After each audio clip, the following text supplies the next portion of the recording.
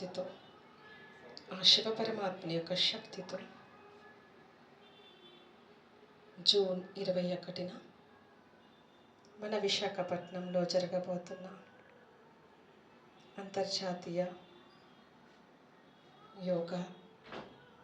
యోగాంధ్ర ఆ కార్యక్రమానికి విశాఖవాసులు లక్షల కొలది పాల్గొంటున్నారు. ఈ కార్యక్రమం అంతా భగవంతుని యొక్క శక్తితో, ఆ శివపరమాత్మని యొక్క శక్తితో, పంచతత్వాలు ప్రకృతి మాత యొక్క సంపూర్ణ సహయోగముతో కార్యక్రమం అంతా కూడా నిర్విఘ్నం, విజయవంతం, సంపన్నం. కార్యక్రమంలో ఎవరెవరైతే ఏర్పాట్లు చేస్తున్నారో ప్రతి ఒక్కరికి కూడా ఆ శివపరమాత్మ యొక్క శక్తి అందుతుంది. ఆ శక్తితో కార్యక్రమాల యొక్క ఏర్పాట్లన్నీ అమ్మకి గారు మరి ప్రతి కార్యక్రమాన్ని కూడా ఎంతో విజయవంతంగా నిర్వహిస్తారు. మరి ఇందులో భాగంగా ఈరోజు పాల్గొన్నటువంటి శివలేల అక్కయ్య గారికి, అలాగే సోమేశ్వర అక్కయ్య గారికి, మా మిత్రులు నాగరాజ్ పట్నాయక్ గారికి, అలాగే ఇతర పెద్దలకు, హాజరైన జర్నలిస్ట్ మిత్రులకు కూడా మరి పేరు పేరున ధన్యవాదాలు తెలియజేసుకుంటూ, ఇప్పటి నుంచో కూడా బ్రహ్మకుమారి ఈశ్వరీయ విశ్వవిద్యాలయం యోగా మీద అనేక కార్యక్రమాలు నిర్వహిస్తూ రాజయోగం యొక్క అనేక అంశాలను మనందరికీ కూడా తెలియజేస్తూ వస్తున్నారు. మరి ఈరోజు భారత ప్రధాని నరేంద్ర మోడీ ప్రపంచంలో అనేక దేశాలకి యోగాన్ని పరిచయం చేశారు. దాదాపు ఐక్యరాజ్య సమితిలో ప్రవేశపెట్టిన మోడీ గారు ప్రవేశపెట్టిన బిల్లుకు 175 దేశాలకు చెందిన ప్రతినిధులంతా కూడా తమ మద్దతు ప్రకటించి ప్రతి ఏటా కూడా అంతర్జాతీయ దినోత్సవాన్ని జూన్ 21న నిర్వహించుకోవాలని తీర్మానించడం జరిగింది. మరి అందులో భాగంగా ఈరోజు విశాఖ వేదికగా 11వ అంతర్జాతీయ యోగా దినోత్సవ వేడుకలు విశాఖలో నిర్వహించుకోవడం. మరి ఇందులో ప్రత్యేకంగా ప్రధాని మోడీ, రాష్ట్ర ముఖ్యమంత్రి నారా చంద్రబాబు నాయుడు గారు, ఉప ముఖ్యమంత్రి పవన్ కళ్యాణ్ గారు,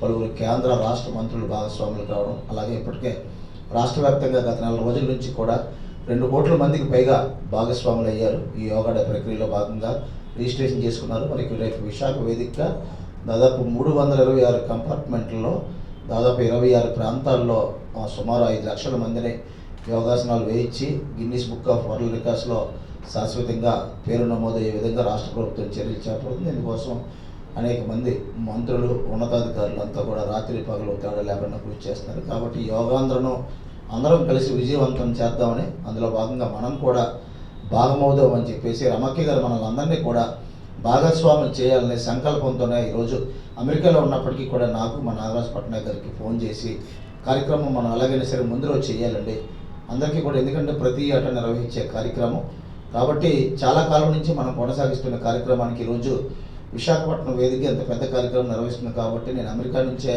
అక్కయ్యమ్మ గారు అన్నీ కూడా ఏర్పాట్లు చేయడం జరిగింది. ఇందులో భాగస్వాములు కావడం మన అదృష్టం. అలాగే రేపు యోగాంధ్రలో కూడా ప్రతి ఒక్కరూ కూడా భాగస్వాములు కావాలని కోరుకుంటూ శివలేల అక్కయ్య గారిని మాట్లాడవలసిందిగా కోరుతున్నాను.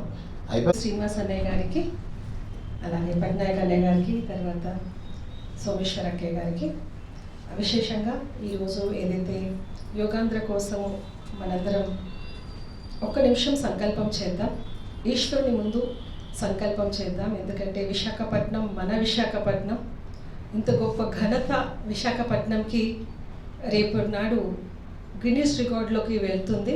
విశేషంగా ఆరోగ్యానికి సంబంధించిన ఒక విశేషమైన కార్యక్రమం జరుగుతుంది. అంతేకాదు మన యొక్క నరేంద్ర మోదీ గారు కూడా వస్తున్నారు. అంటే రేపు పూర్తి ప్రపంచం యొక్క దృష్టి అంతా కూడా మన విశాఖపట్నం మీద రేపు ఉంటుంది. కాబట్టి ఒక్క నిమిషం మనందరం సంకల్పం చేద్దాం. ఈశ్వరుని యొక్క శక్తితో ఈ యోగాంధ్ర కార్యక్రమము ప్రకృతి మాత యొక్క సంపూర్ణ సహయోగముతో రేపు జరగబోయే జూన్ 21వ రోజు జరగబోయేటువంటి విశాఖపట్నంలో జరగబోయేటువంటి యోగాంధ్ర కార్యక్రమము ఈశ్వరుని యొక్క శక్తితో నిర్విఘ్నము, విజయవంతము, సంపన్నము. శాంతి. ఇకపోతే యోగా గురించి బాగా అవేర్నెస్ మనకి ఎవరైతే చేసి చెప్తారో వాళ్ళ ద్వారా బాగా వస్తుంది. మన ప్రధానమంత్రి గారు విశేషంగా యోగా చేస్తూనే ఉంటారు. ఉపవాసాలు కూడా వారు చేస్తూ ఉంటారు. మొన్న ఒక వీడియో వారిది చూడడం జరిగింది. దేశానికి ఇంత పెద్ద బాధ్యత కలిగి ఉన్న వారు ఒక మాట చెప్తే నాకు చాలా ఆశ్చర్యం అనిపించింది. మంచం మీదకి వెళ్ళగానే 30 సెకండ్లో నిద్రపోతారంటండి. అంటే వారి యొక్క టోటల్ నిద్ర కూడా రాత్రి వేళ వారిది 3:30 నుంచి 4 గంటలు మాత్రమే నిద్ర సమయం అంట. కానీ ఇలా పడుకోగానే 30 సెకండ్స్లో నిద్ర వస్తుందంట. అంటే ఇది పవర్ ఆఫ్ వారి యొక్క యోగా, ఫిజికల్ యోగా ఉంది. అలాగే వారు డీప్గా మెడిటేషన్ కూడా చేస్తూ ఉంటారు. కాబట్టి ఇంత మంచి నిర్ణయాలు తీసుకొని మన దేశానికి ఇన్ని అద్భుతమైనటువంటి అసంభవాన్ని సంభవం చేసి చూపిస్తున్నారు. అంటే ఇంకెవరు కావాలండి మనందరికీ ఎగ్జాంపుల్? ఇంత ఫిజికల్ ఫిట్నెస్, మెంటల్ ఫిట్నెస్ వస్తుంది అంటేనే ప్రాక్టికల్గా మనం చూస్తున్నాము యోగా కారణంగా. బ్రహ్మకుమారేశ్వరీయ విశ్వవిద్యాలయం చేస్తున్న కార్యక్రమాలు అనేకం ప్రజల చెంతకు వెళ్తున్నాయి. ప్రజలు ఈ కార్యక్రమాల్లో మిళితమై వారి సందేశాన్ని వారు ఏ విధంగా అయితే మెసేజ్ ఇస్తున్నారో ఆ మెసేజ్లో ఉన్న సారాంశాన్ని గ్రహించి బెనిఫిట్స్ పొందుతున్నారన్న విషయం మన మిత్రులందరికీ, జర్నలిస్ట్ సోదరులందరికీ తెలుసు. సామాజిక సేవ, ఆధ్యాత్మిక సేవ ఈ రెండు కలిపి మిళితం చేసి ప్రజల దగ్గరికి వెళ్తున్నారు కాబట్టి బ్రహ్మకుమారీస్కి ఎక్కడికి వెళ్ళినా సరే స్వాగతం పలుకుతున్నారు. గతంలో కూడా యోగా అంతర్జాతీయ యోగా దినోత్సవం సందర్భంగా ఇదే వేదిక మీద రమక్కయ్య గారు వాళ్ళ టీం అంతా కూడా, సచివేత్ అక్కయ్య గారు కానీ, శివలీల అక్కయ్య గారు, వీళ్ళందరూ కలిసి లాస్ట్ ఇయర్ కూడా మనం చేసిన కార్యక్రమం మీ అందరికీ గుర్తుండే ఉంటుంది. విధిగా ఈ కార్యక్రమాన్ని నిర్వహించడంలో బ్రహ్మకుమారీస్ ఎప్పుడు ముందే ఉంటున్నారు.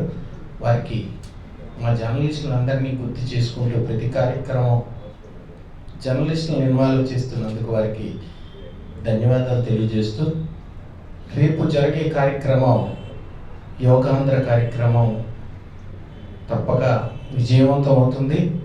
ఎందుకంటే విశాఖపట్నం ఎటువంటి కార్యక్రమం చేసినా సరే సక్సెస్ అవుతుంది. చంద్రబాబు నాయుడు గారు కూడా ఒక చక్కని ప్రదేశాన్ని సెలెక్ట్ చేసుకున్నారు. ఆంధ్రప్రదేశ్లో ఎక్కడైనా చేయండి అని మన మోదీ గారు అంటే కేవలం విశాఖపట్నం సహజ సిద్ధ అందాల నిలయం కాబట్టి, ప్రకృతి సౌందర్యం, ఆరోగ్యానికి కేర్ ఆఫ్ అడ్రస్గా విశాఖపట్నం నిలుస్తుంది కాబట్టి విశాఖపట్నం సాగర తీరం కరెక్ట్ ప్లేస్ అని చంద్రబాబు నాయుడు గారు ఎంపిక చేసుకోవడం, బ్రహ్మకుమారీస్ కూడా ఈ కార్యక్రమం విజయవంతం కావాలని చెప్పి వారు ప్రార్థనలు చేయడం కూడా మోదీ గారు నిజంగా ఆయన చాలా అదృష్టవంతులు. మోదీ గారు ఏ కార్యక్రమం చేసినా సరే సక్సెస్ అవుతుంది.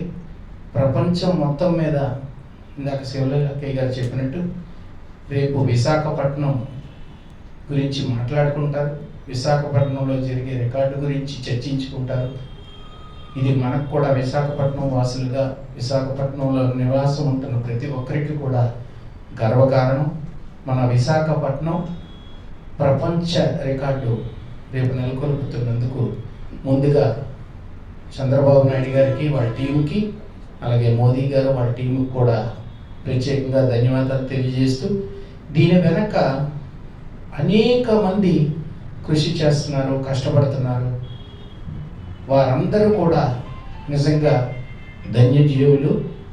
విశాఖపట్నానికి చెందినటువంటి ఆఫీసర్లు కానీ, పోలీస్ అధికారులు కానీ, పొలిటీషియన్స్ కానీ, యూత్, ముఖ్యంగా స్టూడెంట్స్, స్వచ్ఛంద సేవా సంస్థలు అందరూ కూడా ఈ కార్యక్రమంలో ఇన్వాల్వ్ అయ్యి, మీడియా కూడా ఈ రికార్డుని ప్రపంచంలో ఉన్న ప్రతి ఒక్కరికి తెలియజేయడం కోసం మీడియా కూడా కీలక పాత్ర పోషిస్తుంది.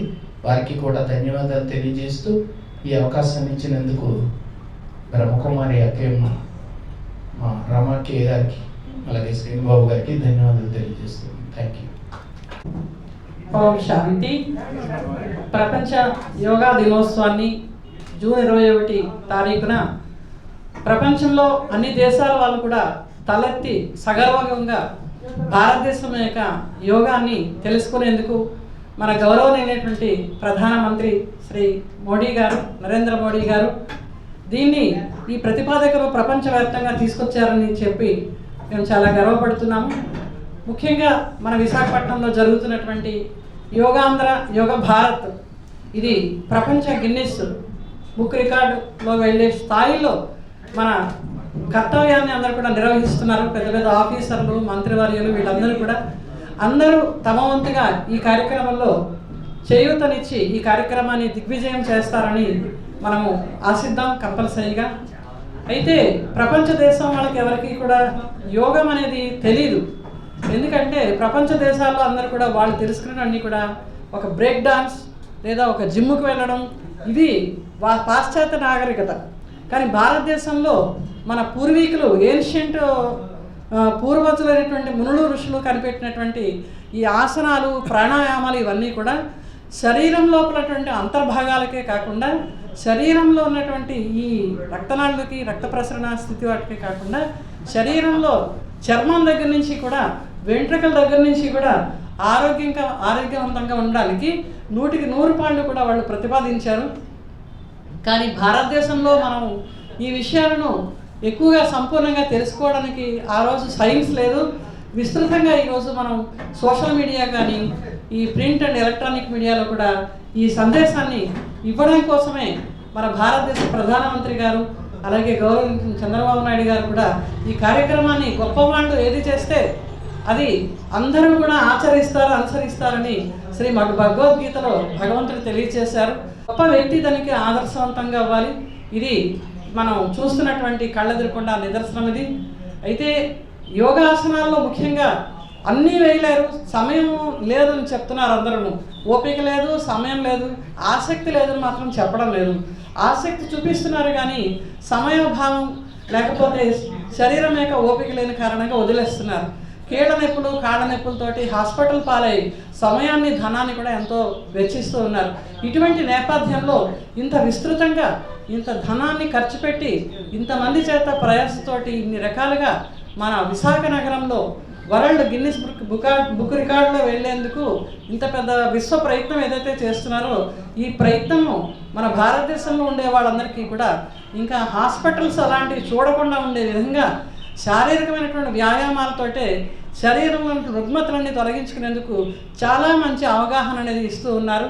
అయితే ఈ అవగాహనను ఒక పాఠ్యాంశంగా స్కూళ్ళల్లో కూడా చిన్నపిల్లల నుంచి అది ప్రవేశపెట్టి నిత్య జీవితంలో దీన్ని దైనందిక జీవితంలో తినడం, తాగడానికి మనం ఎంత అయితే ప్రాముఖ్యత ఇస్తున్నామో యోగాసనాలు వేయడము, చెప్పడము, నేర్పించడమే కాకుండా రోజు మనం వేసేందుకు దీన్ని అలవర్చుకుంటే ఇంకా చాలా బాగా మనందరికీ కూడా సహకరిస్తుందని తెలియజేస్తూ ఈ కార్యక్రమం దిగ్విజయం